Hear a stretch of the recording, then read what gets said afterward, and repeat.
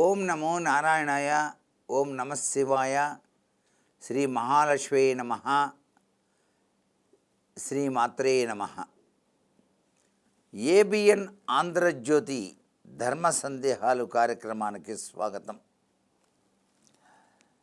శ్రావణ మాసంలో రుద్రాభిషేకం చేయటం వలన ఎలాంటి సత్ఫలితాలు లభ్యపడతాయని అడుగుతున్నారు. పంచామృతాలతో అభిషేకము పంచముఖ పరమేశ కరుణించుము అన్న చందంగా శ్రావణ మాసంలో ఆశుతోషుడు, అభయంకరుడు, గ్రహ నక్షత్ర మాలికాధరుడైనటువంటి పరమేశ్వరునికి నిష్ఠగా త్రికరణ శుద్ధితో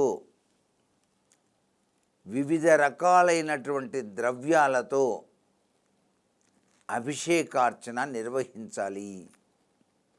పంచామృతాలతో కూడి వివిధ రకాలైనటువంటి వస్తువులతో కూడాను మనం అభిషేకం ఆచరించవచ్చు. పండ్లు, పాలు, తేనె, రుద్రాక్షాభిషేకం ఇవన్నీ కూడా అభిషేకంలోకే వస్తాయి. రుద్రాక్షలు తీసుకొని నీటిలో వేసి ఆ రుద్రాక్ష జలంతో పరమేశ్వరుడికి అభిషేకం చేస్తే అద్వితీయమైనటువంటి ఐశ్వర్యాన్ని ప్రసాదిస్తాడు. అలాగే ఆవు పాలతో అభిషేకం చేస్తే మానసిక ప్రశాంతత, ఆవు పెరుగుతో అభిషేకం చేస్తే అనుకున్న కోరికలు నెరవేరుతాయి. ఆవు నెయ్యితో అభిషేకం చేస్తే సర్వసంపదలు లభ్యపడతాయి. కొబ్బరి బొండం నీళ్లతో అభిషేకం చేస్తే ఇలలో భూ సంబంధమైనటువంటి యోగం సిద్ధిస్తుంది. వివిధ రకాలైన పండ్ల రసాలతో అభిషేకం చేస్తే ఐశ్వర్యయుక్తమైన జీవితాన్ని పొందుతారు. నేరేడు పండ్ల రసంతో అభిషేకం చేస్తే ఏలినాటి శని, అర్ధాష్టమ శని దోషాలు పటాపంచలైపోయి శత్రువు నాశనం అవుతుంది. కుంకుమ పువ్వు కలిపి అభిషేకం చేస్తే పరమేశ్వరుడికి చక్రవర్తిత్వం వస్తుంది. అంటే మహా అద్భుతవంతమైన యోగం కలిగిస్తుంది. వివిధ రకాలైనటువంటి వాటితో అభిషేకం చేయటం వలన పండిన ఖర్జూర పండ్ల రసం సర్వశత్రు నాశనం అవుతుంది.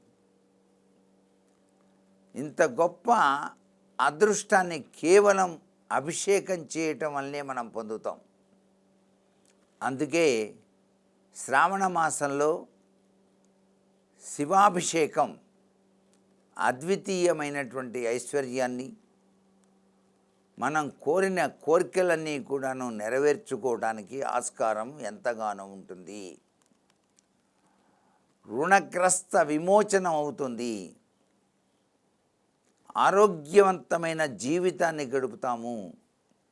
ఇవన్నీ కేవలం శివాభిషేకం వల్లనే జరుగుతాయి. శ్రావణ మాసంలో ప్రతి ఒక్కరూ కూడాను దక్షిణావృత శంఖంలో నీరు పోసి ఆ నీటితో పరమేశ్వరుడికి నమస్తేస్తు భగవన్ విశ్వేశ్వరాయ మహాదేవాయ త్ర్యంబకాయ త్రిపురాంతకాయ కాలాగ్నిరుద్రాయ నీలకంఠాయ మృత్యుంజయాయ మహేశ్వరాయ హర హర హర హర మహాదేవ అంటూ అభిషేకం చేస్తారో పరమేశ్వర్యతత్వానికి నిదర్శనమై తొలతూగుతారు.